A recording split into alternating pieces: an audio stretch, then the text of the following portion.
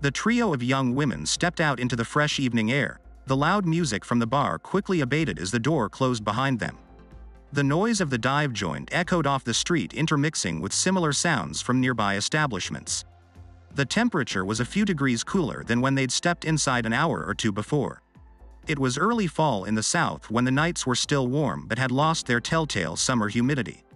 The three close friends, Lauren, Mary and Caitlin, were taking advantage.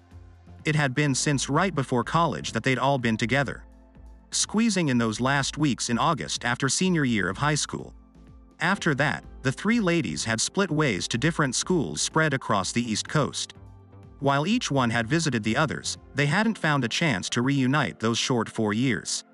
Ultimately, after graduation, they had all pursued their own goals, each landing respectable, entry-level jobs in different cities.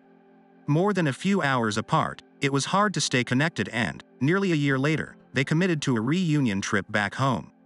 Lauren, the only one who settled back in their hometown after school, was the natural host.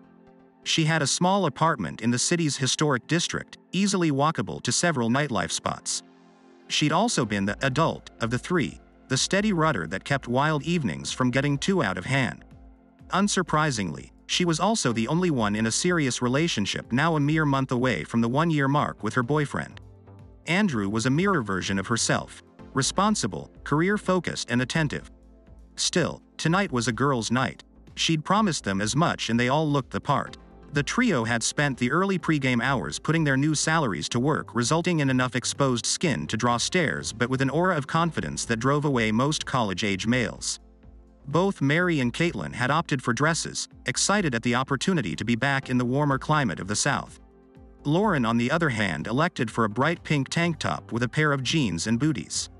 The tight denim pants showcased her full, round figure and always drew a few stares. Plus, they were one of Andrew's favorites. "God!" exclaimed Caitlin. "Did we ever look that young in college? That place was packed with kids." "Seriously," Mary replied. "What gives them the right?" Her tone laced with sarcasm. Caitlin scrunched her face in response before smiling back. Laughing lightly, Lauren said, "Why don't we try a different spot? I've heard good things about a bar around the corner. Don't think they have $1 beers, so probably a few less students." Caitlin nodded in agreement. "I want some good music and to be hit on by a guy who actually pays for his own drinks." With Mary's similar approval and Lauren's guidance, the group moved on down the block. The establishment was a bit more subtle than the others, with darkened windows and no line for admittance. As they slid open the door, the air, thick with music and heat, washed over them. Despite lacking curb appeal, the bar had a vibrant atmosphere. The central room contained a throng of people pulsating to a hip-hop song alongside a long, main counter. There was a smaller anteroom near the back that seemed to offer a respite from the chaos. Nodding in excitement, Caitlin pushed forward through the crowd. By the time Lauren and Mary caught up, the bartender was pushing 3 drinks and a series of shots in front of them. "Jesus, Caitlin," Mary remarked, holding up the dark shot glass. "We just did a round at the last place. We don't get to do this much," she replied before gesturing to the tray. "Besides, Lauren always needs a few to loosen up." Shaking her head at the well-earned jab, Lauren grabbed her glass, clinked it and threw it back. The cinnamon-flavored whiskey burned slightly as it slid down her throat. Before too long, the girls made their way to the dance floor, the rhythmic music and alcohol providing an encouraging push. Like only young women can do, the trio danced together, laughing and reveling in the opportunity to rebuild their connection.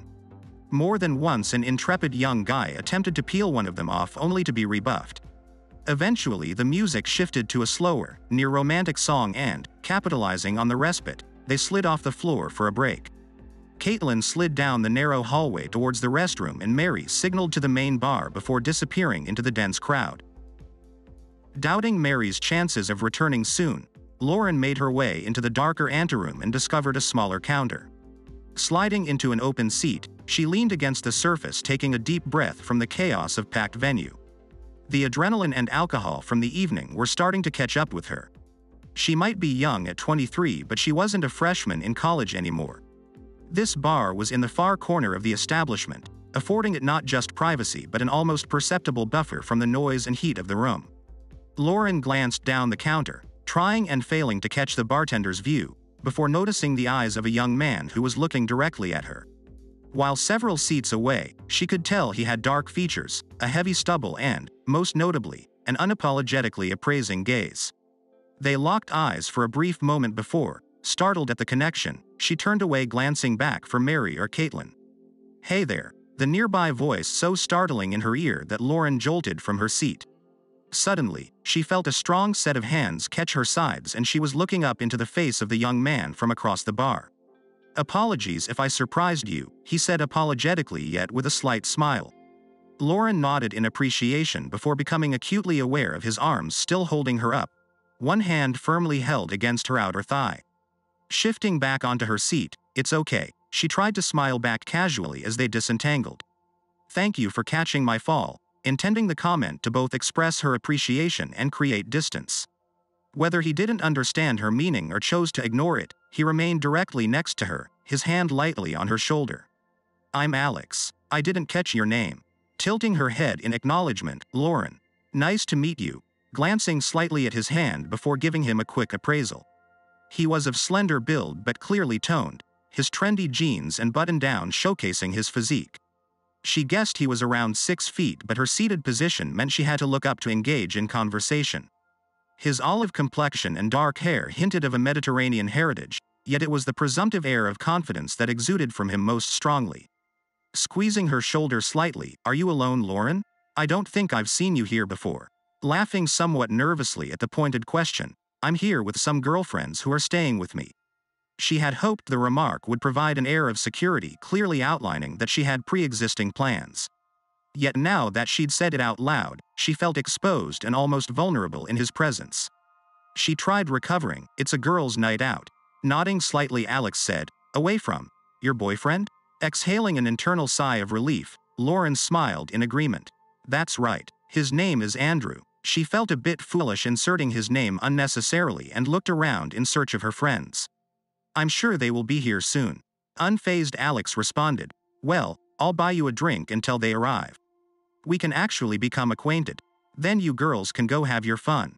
Lauren hesitated but saw little reason to reject his offer. She was too polite to decline and didn't see harm in accepting a drink for a casual chat. So, she relented, smiling politely back at him in acquiescence. Surprisingly, the bartender quickly brought them 2 small but strong bourbons and the pair chatted amiably for several minutes. It wasn't until her glass was nearly empty that she began to wonder about her friend's whereabouts. Before she could say anything, Alex interjected, "Let's dance," softly pulling her towards the dance floor. Caught off guard, she allowed herself to be led along until they were pushed together by the throbbing crowd. Without hesitation, Alex pulled her body against his and began to sway smoothly to the music. Lauren could feel the effects of the strong bourbon coursing through her as she fell into his rhythm, her figure naturally molding itself against his own. As the first song slid into the next, she lost herself to the pulsating beat and the warmth of Alex's close proximity.